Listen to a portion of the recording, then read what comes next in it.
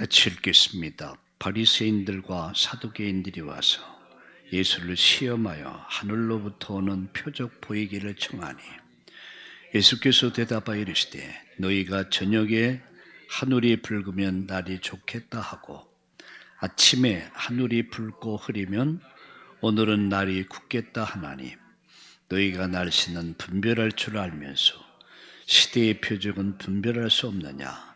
악하고 음란한 세대가 표적을 구하나 요나의 표적밖에는 보여줄 표적이 없느니라 하시고 그들을 떠나 가시니라. 아멘.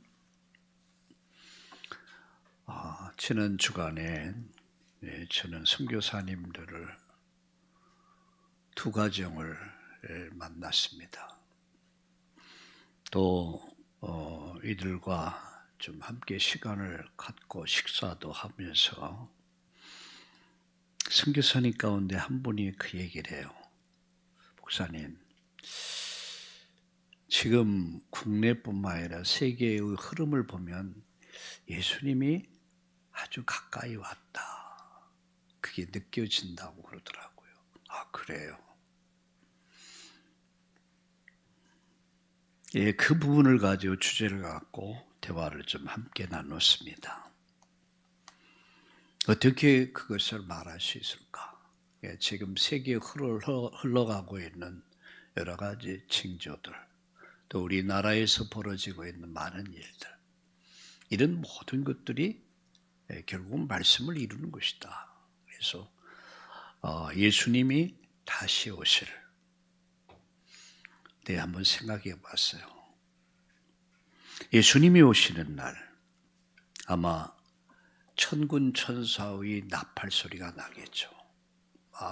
그야말로 왜 하늘의 천군 천사가 나팔을 불 때에 성경은 이렇게 말씀합니다. 구원받은 자, 잠자는 자들을 데리러 올 것이다. 낙원에 있는 많은 성도들이 예수님과 함께 올 것입니다. 그리고 죽은 자들 가운데서 흙 속에 있는 잠자는 사람들이 모두 살아날 것입니다. 첫 번째 부활이라고 그러죠. 예수님과 같은 몸으로 부활하는 거예요. 그리고 두 번째 부활이 있는데 그건 사망의 부활이라고 합니다. 복음을 거부하고 하나님 은혜를 거부했던 사람들, 그들도 부활합니다. 이건 사망의 부활이다. 그래서 그들도 어디로 가느냐? 두 번째 부활에 참여한 자들은 수많은 사람들이 다시 살아나서 그들이 가는 곳은 바로 지옥이죠. 근데 그것이 갑자기 이루어진다는 거죠. 우리가 잠자다가도 우리 어느 날 저녁 식사할 때라도 한 사람은 데려감을 당하고 한 사람은 버려둠을 당할 것이다. 그게 마지막 때 이루어질 사건들이죠. 이런 이야기를 좀 나누면서 우리가 힘써서 우리가 복음운동해야 되지 않겠는가 라는 이런 대화들을 좀 나눴습니다.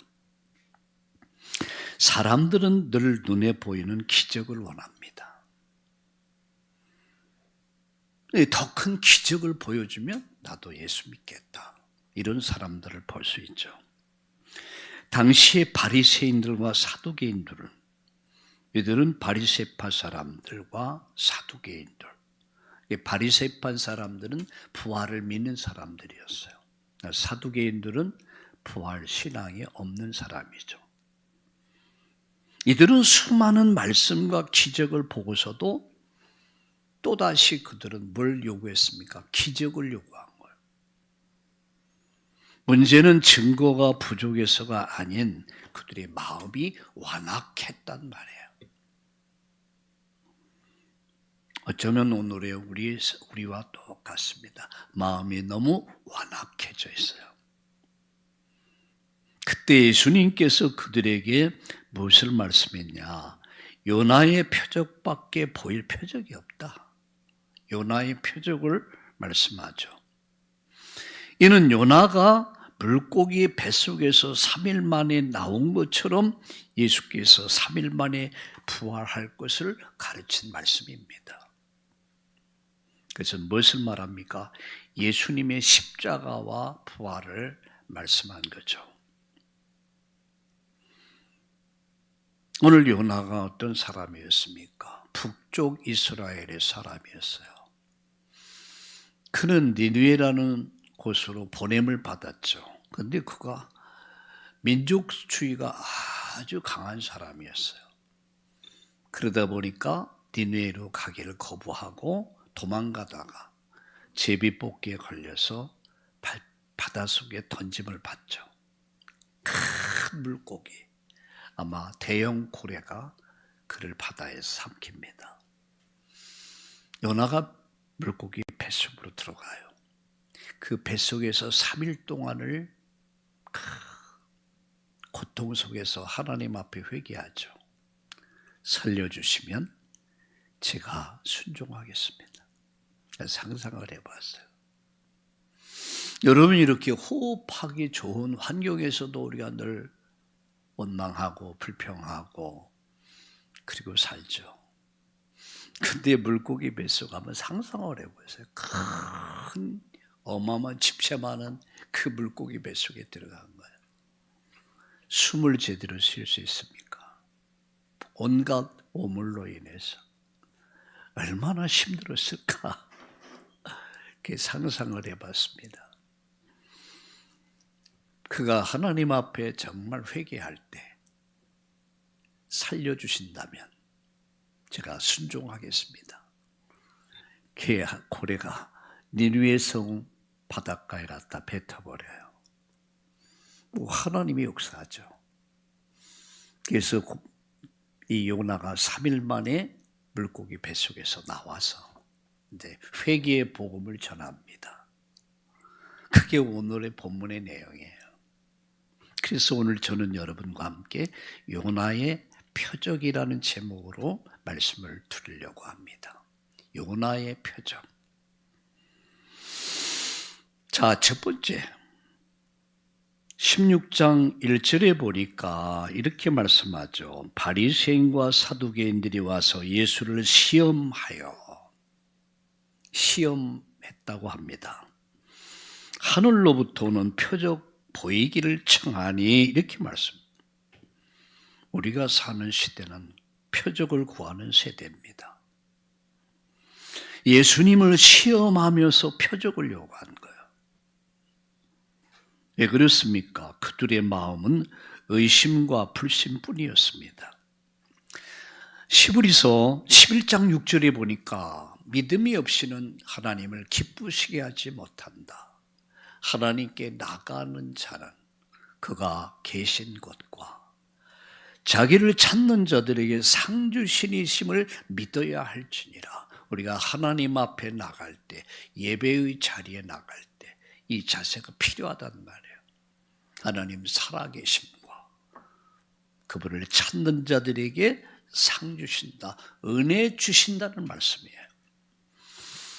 오늘 여러분이 예배하다가 은혜 받으시고 큰 힘 얻으시고 응답을 체험하는 이런 시간이 되기를 예수님의 이름으로 축원합니다. 오늘날도 눈에 보이는 증거만을 원합니다. 베드로전서 1장 8절에 눈에 보이는, 육신의 눈에 보이는 증거만을 요구한다. 여러분, 바른 신앙은 어떤 신앙이 바른 신앙일까? 눈에 보이는 증거가 아니라 말씀을 붙잡는 신앙이란 말이에요. 이게 참 신앙입니다. 말씀을 붙잡는 신앙. 우리가 사는 시대는 표적을 구하는 시대죠. 우리는 표적을 보고 우리는 따라가는 사람들이 아닙니다. 예수님과 그분의 말씀을 따르는 신앙이죠. 이게 참 신앙이에요. 내가 꿈을 꿨는데, 내가 이상한 음성을 들었는데, 내가 이상한 것을 봤는데, 그래서 그것을 따라가는 신앙은 무속신앙입니다. 때로는 눈에는 아무 증거가 안 보이고 귀에는 아무 소리가 안 들려도 그분과 그분의 말씀이면 그 말씀을 끝까지 따라가는 신앙, 이게 참 신앙입니다. 오늘 말씀 붙잡는 날 되기를 예수님의 이름으로 축복합니다. 두 번째입니다. 시대를 분별하지 못하는 세대를 우리는 살고 있는 거예요. 시대를 분별하지 못해요. 자, 2절 보세요. 예수께서 대답하여 이르시되 너희가 저녁에 하늘이 붉으면 날이 좋겠다 하고 아침에 하늘이 붉고 흐리면 오늘은 날이 굳겠다 하나니 너희가 날씨는 분별할 줄 알면서 시대의 표적은 분별할 수 없느냐, 이렇게 말씀합니다. 하늘의 징조는 분별하면서 영적 징조는 분별하지 못하느냐라는 얘기예요. 하나님의 나라가 그들 속에 임했지만 그들은 깨닫지 못했습니다. 마가복음 1장 15절에 보니까 때가 찼고 하나님 나라가 임하였으니 이렇게 말씀하죠. 그럼 하나님 나라가 임했단 말이 뭐냐 하는 거예요. 그것은 바로 예수님께서, 하나님이신 예수님이 이 땅에 오셨단 말이에요. 그분이 지금 이 자리에 오셨단 말이에요. 하나님 나라가 그들 속에 임했지만 그들은 깨닫지 못했어요. 왜 그랬습니까? 에스겔서 36장 26절에 보니까 영적 무지와 완고함이 가장 큰 문제, 굳은 마음이 굳어져서. 그래서 예수님은 이렇게 말씀하죠. 저녁에 하늘이 붉으면 날이 좋겠다 하고, 그죠? 우리 그러죠. 내일 날씨가 좋겠다. 왜? 저녁에 날씨가 붉은 노을이 지면은 내일 날씨가 좋겠다. 또 아침에 노을이 지고 붉어지면 오늘 흐리겠다, 비가 오겠다, 이렇게 얘기하죠. 이게 그 말이에요. 하늘의 징조는 너희들이 분별하면서 왜 너희들은 이 요나의 기적을 얘기한 것이 뭐냐? 왜 이 영적 분별력은 너희들 없느냐? 성경을 가지고 성경을 읽고 성경을 가르치면서도 그들은 부치했어요. 어두워졌어요. 마음이 완악해져 있었어요. 똑같이 말씀을 듣는데, 예배를 드리면서 똑같이 말씀이 선포되는데 어떤 사람은 그 말씀 붙잡고 회개하고 정말 은혜 받고 힘을 얻고, 어떤 사람은 맹성해요. 그냥 차요. 차이는 뭡니까? 깨닫느냐, 깨닫지 못하느냐.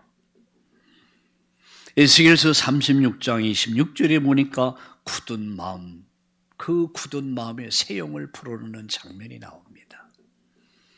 오늘 여러분, 내 굳은 마음이 성령의 바람으로 말미암아 새 영을 부어주셔서 우리의 굳은 마음이, 딱딱한 마음이 녹아지고 부스러지고, 그래서 옥토 같은 심령으로 새롭게 되는 이 날이 되기를 예수님의 이름으로 축원합니다.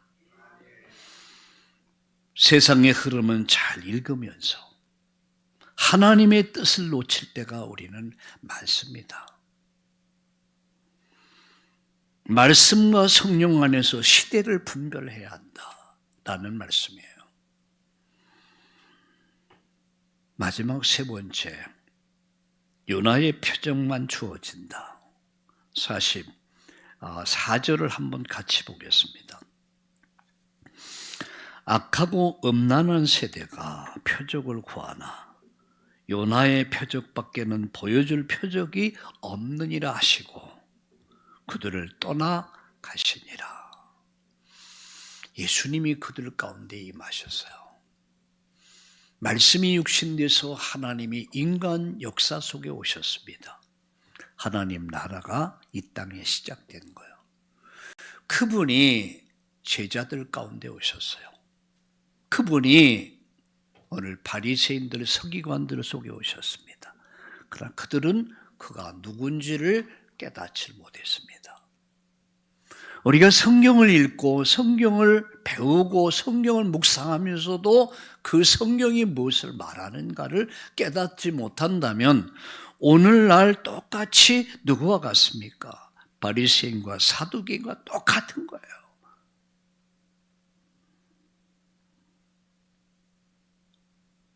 하늘의 징조는 분별하면서 영적 징조를 분별하지 못하는 그들의 영적인 무지를 예수님이 책망하신 겁니다. 요나의 표적, 그게 뭐죠? 요나와 같이 사흘 동안 물고기 뱃속에 있었던 것 같이 예수님께서 사흘 만에 다시 부활할 것을 말씀한 거예요. 그래서 악하고 음란한 세대, 우리가 사는 시대 똑같아요. 악한 시대예요. 진짜 악한 시대예요. 음란한 시대예요.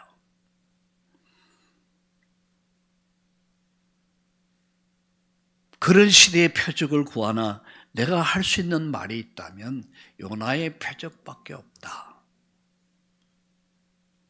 무엇을 말씀합니까?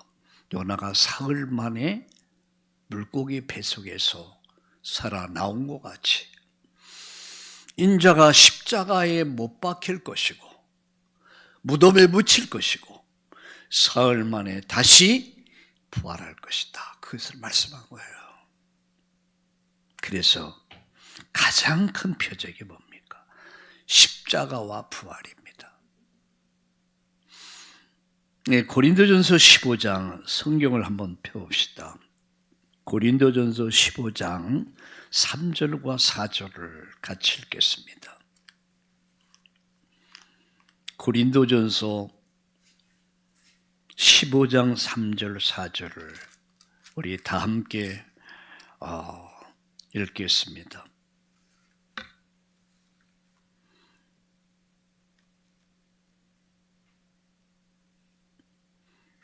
내가 받은 것을 먼저 너에게 전하였노니 이는 성경대로 그리스도께서 우리 죄를 위해서 죽으시고 장사 지낸 바 되셨다가 성경대로 사흘 만에 다시 살아나사 이렇게 말씀합니다.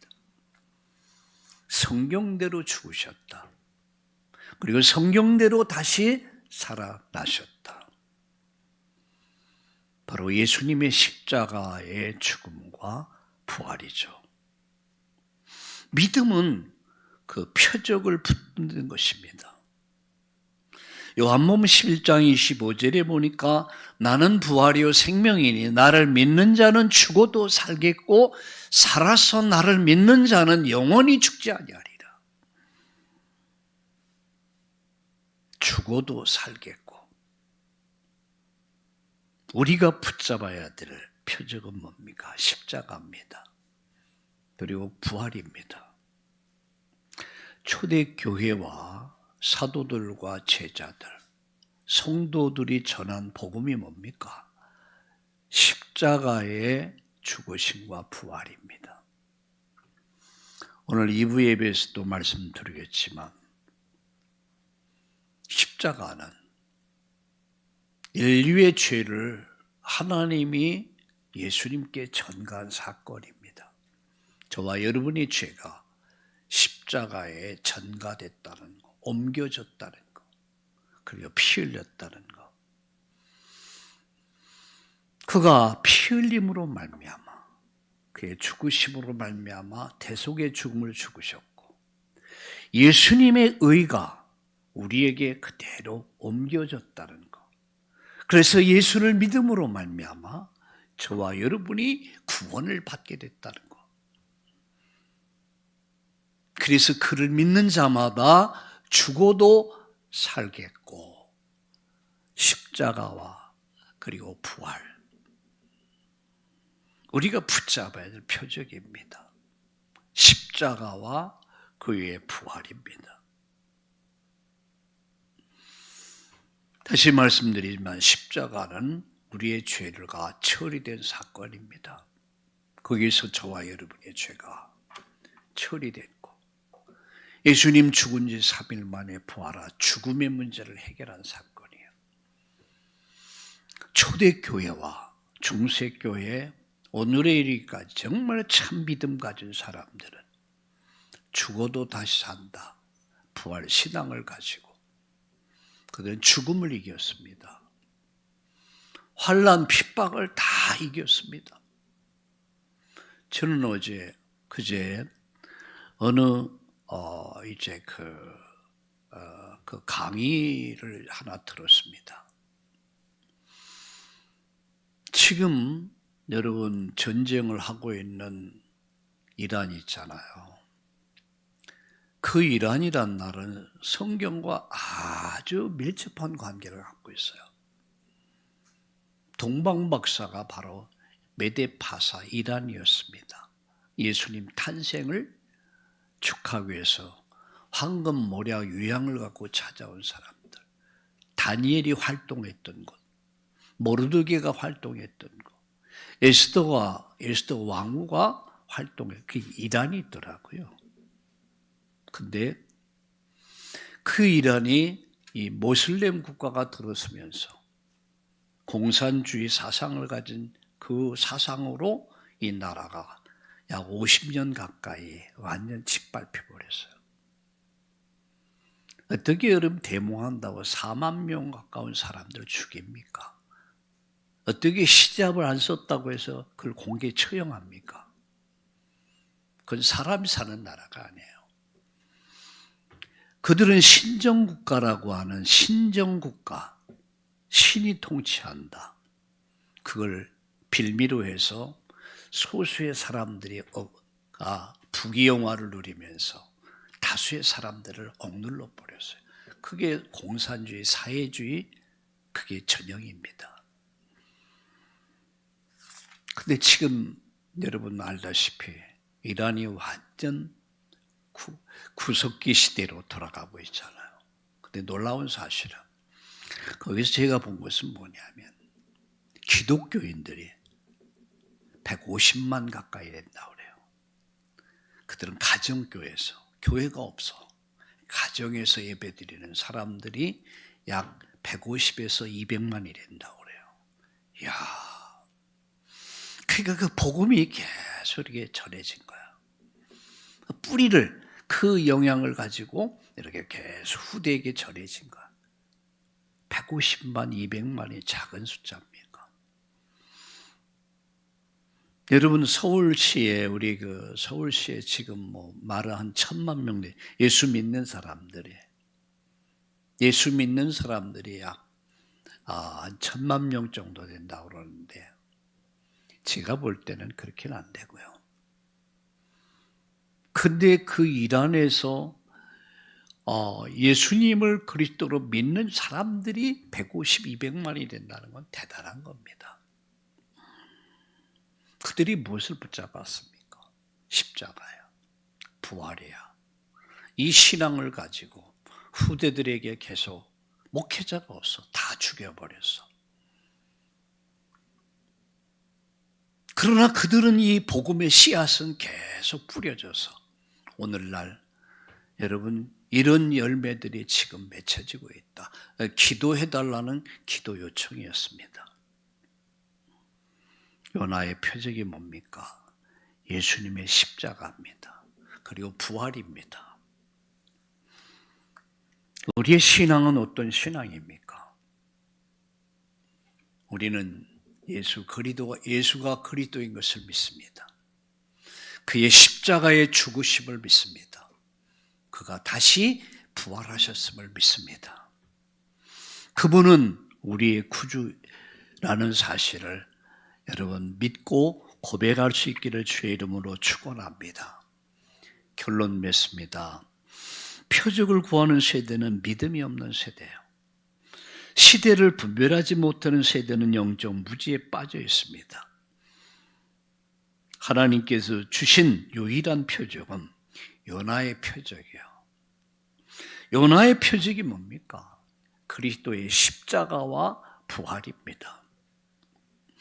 이 복음을 여러분 가지고 여러분 회개의 복음을 전했을 때 니느웨 백성들이 다 회개했다고 그래요.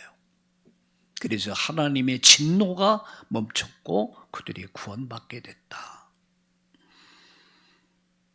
우리는 더 큰 기적을 요구하지 말고 이미 주어진 복음을 붙들고 우리가 믿음으로 살아야 될 줄로 믿습니다.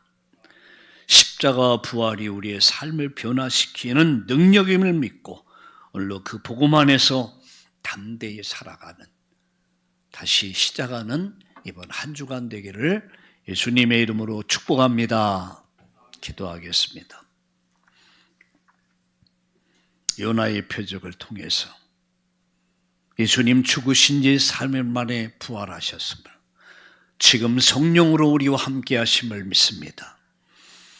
하나님, 시대를 분별하는 영안을 열어 주옵소서. 요나의 표적이 바로 십자가요 부활임을 다시 한번 믿고 오늘 부활 신앙을 가지고 다시 시작하는 한 주간이 되게 하여 주시옵소서.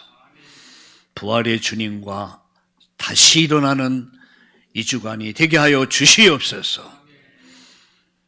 부활의 복음이 이 땅에 전파되고 증거될 때 우리의 민족이 살게 하시고 남북통을 이루게 하시고 이 땅을 얽어매고 있는 잘못된 사상 이념이 무너지고 진정한 자유 대한민국 세계복음화의 장자민족으로 설 수 있도록 우리 대한민국을 지켜주시고 축복하여 주시옵소서. 오늘도 저 북한에 또 공산주의 사회주의 속에 치하해서 고통받는 저들을 기억하시고 또 오늘 이란의 하나님 150만 200만의 우리 성도들을 기억하시고 저들이 하나님 고통 속에서 하루빨리 전쟁이 종식되게 하시고 이란 땅에 하나님의 나라가 임하게 하여 주시옵소서. 감사합니다. 예수님의 이름으로 기도드립니다. 아멘.